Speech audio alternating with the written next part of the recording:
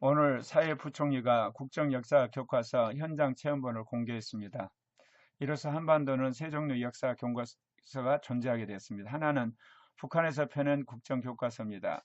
둘은 남한에서 펴낸 것인데 박근혜 정부가 펴낸 국정교과서를 들 수 있고, 다른 하나는 여러 역사학자들이 펴낸 거민정 교과서를 들 수가 있습니다.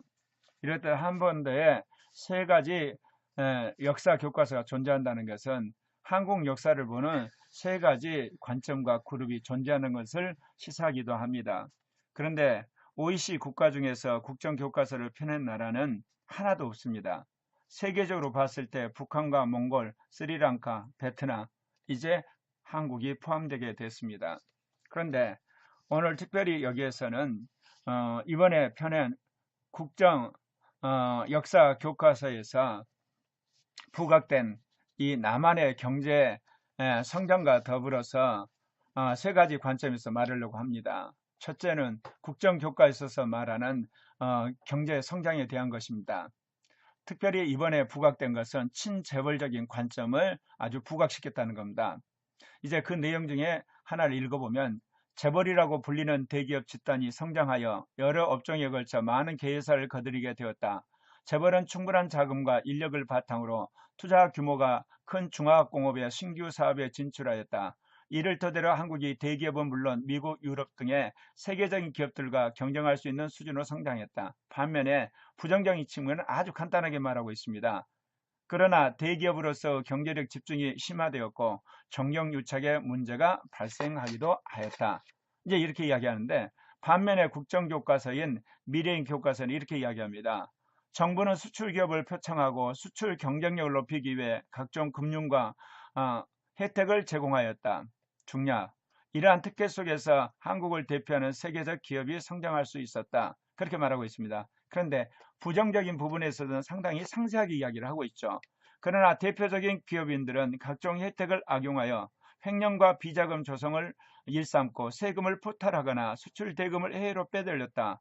구속되어 실형을 선고받은 이들 기업인 대부분은 경제 발전에 기여했다는 명분으로 특별 사면되었다. 그렇게 기술하고 있습니다. 그러나 국정교과에서 말하는 경제 성장이나, 그리고 또 거민정 교과에서 말하는 그 경제 성장에 대한 관점은 어떤 의미에서 이 박정희, 전두환, 그리고 노태우, 그 이후로 있는 김영삼과 김대중, 노무현, 이명박, 박근혜 이르기까지 한국 경제 성장에 대한 전체적 시각을 결여한 면이 있습니다. 저는 이렇게 생각합니다.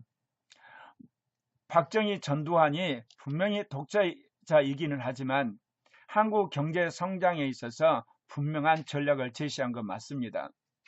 그런데 우리가 지금까지 간과하고 있는 것이 하나 있습니다. 그것은 박정희, 전두환에 의한 경제 성장이 사회주의 정책이었다는 사실입니다. 그러니까 소련에서 했던 경제개발 계획 개념을 이 박정희가 채용하는데, 실은 이 원래 안이 민주당 정부에 의해서 경제개발 5개년 계획을 수립하려고 했던 겁니다. 근데 이거를 박정희가 5.16 쿠데타를 한 다음에 이것을 자기 것으로 만들어 가지고 실행에 옮기죠. 그래서 1차 경제개발 5개년 계획이 62년부터 66년까지 있습니다. 2차 경제개발 5개년 계획이 67년부터 71년, 3차 경제개발 5개년 계획이 72년부터 76년까지 이루어지죠. 4차 경제개발 5개년 계획이 77년부터 81년인데, 이 와중에 79년 10월 26일 박정희가 김정일에게 죽습니다.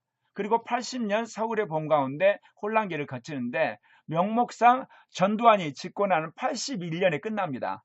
그리고 나서 전두환이가 마저 제5차 사회경제개발 5개년 계획을 하는데 82년부터 86년입니다.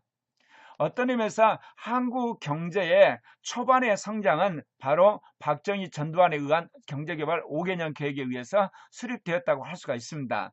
그런 의미에서 그들이 한국 경제를 살리기 위한 전체적인 전략을 실행해 옮긴 것, 물론 처음 아이디어는 민주당 정부에서 이루어졌죠. 그런데 이 과정 속에서 특별히 이 박정희와 전두환은 재벌들에게 굉장히 특혜를 줍니다. 특별히 뭐냐면 일본과 어떤 수교를 하면서 얻었던 그 차관들, 또는 수출 정책을 지원을 하죠. 그래서 여러 가지 금융과 세제의 혜택을 줘요. 그뿐만 아니라 각종 어떤 기업을 알선하는 데 있어서 어떤 공업단지를 조성함으로 말미암아 재벌들이 여러 가지 기업들을 세우고 수출하는 데 굉장히 도움을 주죠. 그러니까 정치적으로 그리고 법률적으로 무역 안에서 그리고 또한 금융의 지혜를 줍니다. 이 과정 속에서 이제 엄청난 국민들의 희생과 그리고 노동력 자치 그리고 여러 가지 생활에 있어서 고통을 받게 됩니다. 특별히 농민들에겐 저고가 정책을 합니다. 한마디로 국민들 전체를 이런 공업화에 동원하기 위해서는 이 식량을 적게 해야 되기 때문에 사실은 비싸게 사서 적게 싸게 쌀을 이렇게 판다고 하지만 실은 농민들이 가지고 있는 희생을 강요를 한 겁니다. 그리고 새마을 운동을 굉장히 미화를 시킨데 이 새마을 운동이 뭐냐면 재벌들이 생산한 공산품을 소비하게 한 운동입니다. 만약 새마을 운동이 정상적으로 농민을 위한 거라면 지금 농민들이 잘 살아야 됩니다. 그런데 농민들이 못 삽니다. 이거는 철저하게 농민들을 수탈하기 위한 소비를 창출하기 위한 것이었다는 겁니다. 그렇기 때문에 새마을 운동을 통해서 농촌이 부흥한 것이 아니라 농촌이 역설적으로 피폐하게 된 겁니다. 이것을 지금 박정희 정부의 하나의 공헌이라 하는데 이거는 완전히 새빨간 거짓말입니다. 두 번째는 노동자들은 철저하게 저임금 정책을 합니다. 왜냐하면 이 재벌들이 자본을 축적하기 위해서는 노동자들의 임금을 착취해서 자본가로 하여금 자본 축적을 하게 하죠. 또 그 과정 속에서 노동자 운동이나 농민을 철저하게 탄압합니다. 왜냐하면 노동자들과 농민들의 인권이 신장이 되고 그들이 강하게 되면 결국 재벌들의 자본 집중이 불가능하기 때문에 그렇죠. 또 하나는 농촌 인구를 집단적으로 도시에 이주하도록 정책을 쓰게 됩니다. 특별히 공단을 설립함으로 거기에 공장을 설치할 수 있도록 특혜를 주는 거죠. 그리고 시민 입장에서는 수출 산업에 특혜를 줍니다.